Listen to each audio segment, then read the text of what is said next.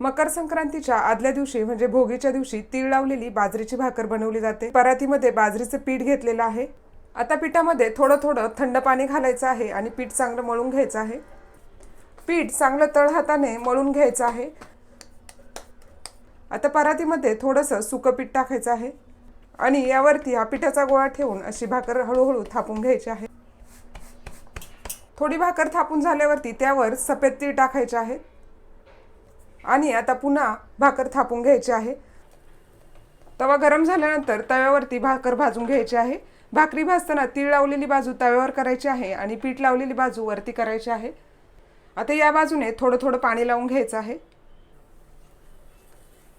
पाणी लावून झाल्यानंतर भाकर लगेच पलटी करायची आहे। याच प्रकारे आपल्याला दुसऱ्या साइडने देखील भाकर भाजून घ्यायची आहे। आपली तीळ लावलेली बाजरीची भाकरी बनून तयार आहे।